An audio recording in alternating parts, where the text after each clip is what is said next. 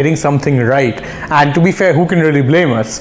But that's exactly what it is that we're going to do right now, because, well, this is one of those things that just makes sense from all angles, or should I say almost all angles, because really there's no such thing as perfection. But what it is that we're about to discuss is about as close to perfection as you can get. Hello everyone, and welcome back to Sports Today. My name is Shane Reyes, and today we are going to be talking about this man here, Casemiro, and why it is that the signing of him signing for Manchester United is a move that is actually so very sensible and so unlike Manchester United's approach in recent years.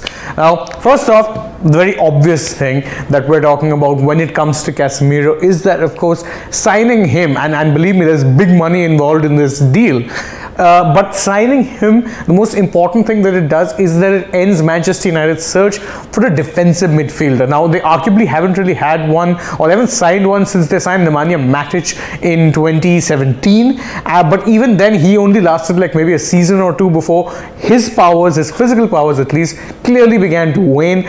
Since then, though, United haven't really had anyone who's capable of playing his role in a similar way, or at least even in a more competent way. And more often than not, they have struggled due to that in recent years, because as we know, having a defensive midfielder in today's day and age is not just a luxury, it's an absolute necessity. So you need someone who's going to be not only shielding your defense, but also ensuring that possession is recycled properly, and that ensure that teams aren't able to easily bypass the midfield. That's been one of United's problems, that their midfield is far too porous. It leaves the defense too much work to do. As a result, the defense doesn't really look good. That's been their major problem in at least the past 2-3 seasons. With Casemiro there, however, that seems like a problem that is going to be consigned to the bins. It's done with now. Having him there makes a massive deal, and it's also important because, as the second point says, that he's something of a proven entity. Mind you, he's not a player who would need development or would need too much time to actually adjust to the rigors of top level football. He spent most of, if not all of his club career at Real Madrid. He's won a lot of trophies. He's been part of successful trophy winning sides. And so making the jump to Manchester United wouldn't be that much of an issue, nor will, of course, it be a problem for him to actually adjust to, the tempo of the Premier League and small things like that. Sometimes you do see players come from outside leagues kind of struggle with that. Casemiro is someone who will fit right in to, of course, the Manchester United side, and what's more is that he will guarantee an immediate improvement. Now, why is that immediate improvement? Well, simply because they haven't really played with the defensive midfielder, and as a result, the lines between, normally when you have two lines of defense when you're defending, first is your midfield line and the second is your defensive line. Their midfield line has provided little to no shielding or protection to the back line, and as a result, the back line have taken on so much pressure that more often than not, they haven't really looked competent at best, and oftentimes they've looked lost. Casemiro, him being there in that midfield immediately adds a lot of steel and solidity to the midfield, which means that United, even though their style of play under new manager Erik ten Hag is quite clearly a work in progress, will at least stem the tide of conceding a lot of unnecessary goals, which of course has really been a problem for them for quite a while recently, as you would attest to if you've watched any United games. Now, obviously Casemiro is someone who's well known, but I did think that it would be fun to actually inform you guys or tell you guys about a few statistics or interesting statistics which I found about the Brazilian defensive midfielder. Now, one of the most interesting is that he's made the most tackles in all of Europe's top 5 leagues. If you look at all of Europe's top 5 leagues and also compare their Champions League appearances or Europa League appearances, in all of those 5, no one has made more tackles than this man Casemiro. And what's more, he'll also be playing with his compatriot Fred, who often is much maligned as a Manchester United player, but who for the national team generally seems to perform a lot better than he does for United. To be fair, that is a bit of a theme for United players in today's day and age, but oh well. Anyway, the fact that he and Fred actually perform well together for the national team is evidenced by the fact that when the two of them have started together in midfield for Brazil, they've only ever lost one game. Now, granted, again, a lot of these matches aren't necessarily World Cup games, or, of course, there would be Copa America games and stuff like that as well. But it's a massively impressive record. Fred, and under in Brazil, or when playing for Brazil, Fred often looks like a more free player, and one of the reasons for that is the fact that you have someone like Casemiro there to do the dirty work, to do the defensive shielding, and that's something that Fred's not very good at. Fred is very good at carrying the ball, at pressing hard, and he doesn't often get to do that at United because there's no one really at his side to actually do the defensive work. Someone like Casemiro will actually do a lot to unlock, the kind of potential or consistent performances from Fred in a United shirt.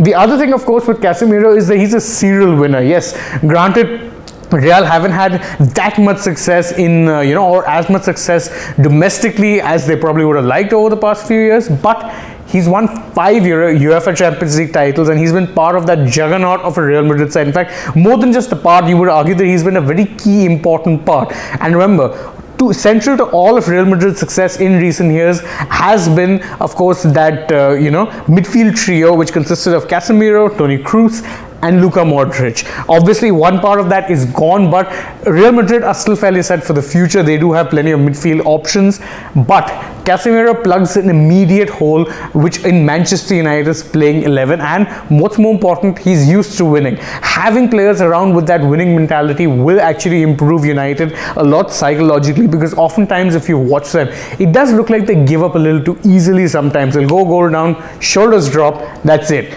Not necessarily having a player like him around, will actually change that over time immediately, but over the long run, having proven winners in the dressing room is always a bonus and always helps improve a side.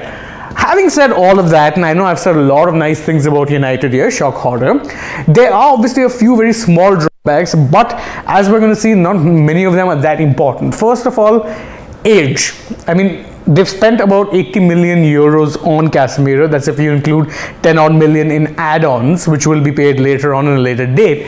And he's not the youngest of players right now. He's 30 years old. Again, that's a lot of money for a 30-year-old, especially considering, again, a player at that age is not going to have a lot of what is referred to as sell-on value, which means that, if you have to sell him to another club, you're not going to get a lot of that money back. However, having said that, what United need is an instant improvement in the defensive midfield area, and that's what he gets. So in that sense, not the worst signing in the world. However, there is one very small concern, especially the second one for me. The third one's of slightly smaller concern. Second one for me is the bigger one. Why? Because injury issues is something that can crop up later on again, and I have to cite the example of another player that United signed from Real Madrid in recent times, and that's of course Rafael Varane. Now again, Varane was someone who did have issues in terms of he would spend time on the sidelines even at Real, but his injury issues have only gotten worse at United, and he's not really stayed fit long enough to be showing consistently what it is that he can do really well. Casemiro, to be very fair to him, hasn't really had a lot of injury issues in his career, but what happens often is, and again this is just a case of father time and nature being, you can't really avoid it, is that as a player gets older, they do become a little bit more susceptible to injuries. So is he going to have that issue? I mean, again, people thought Varane was like a slam dunk signing when he signed, and I do feel exactly the same way about United signing Casemiro. But if he has one too many injury issues, that 70 odd million or 80 odd million euros which they've spent is going to seem like a lot of money down the drain, although money down the drain could be summing up United's transfer market window or transfer market activity in the past few years. Anyhow, the last thing, and this is something of a small point, is that when I say he should have signed earlier for United, I don't mean earlier as in earlier in his career.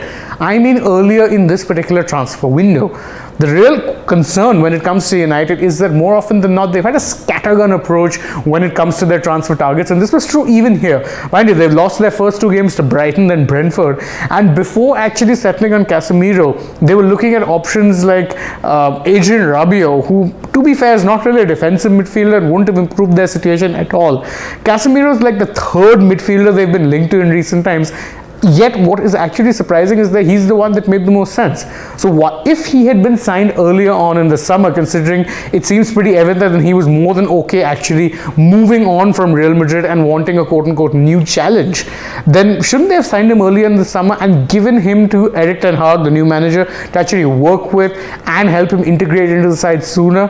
if they had done that, they might not have actually made such a poor start to life under Erik ten Hag, because, well, they would have actually had a defensive midfielder, they would have had a more solid midfield, one that would have shielded their backline a lot better, and maybe they'd not have leaked as many goals. So that obviously is the other drawback, but as I said, these are small points, and generally speaking, United signing Casemiro is a move that seemingly just screams sensible at every level. Again, as I had started this video by saying, that's not something you can say about a lot of Manchester United's transfers in recent times. However, he does plug a very, very important hole in United's squad. He's a proven player, he's performed at the highest level, and what's more important is that he's one of the best in the world in his position. There may be only very few players who can even say that they're better than him, or at least say that they match him in terms of the sheer quality that he brings to teams when being in that defensive midfield role. Now, that's enough about me from this particular signing. What do you guys think? Do you think Casemiro is a good signing for Manchester United? Do let us know in the comments below, and if you enjoyed this video, don't forget to like, share, subscribe, and of course tap the bell icon so that you know every single time it is that we're going live or uploading a new video for you guys. Also, don't forget to follow us on Facebook, Instagram, and Twitter. Last but not least, don't forget to download the AajTak app so that you know about all the breaking news and important news updates happening in and around the world of sports. Thank you all so much for joining us. As always, I've been Shane Rice. I'll see you guys again very, very soon. Bye-bye.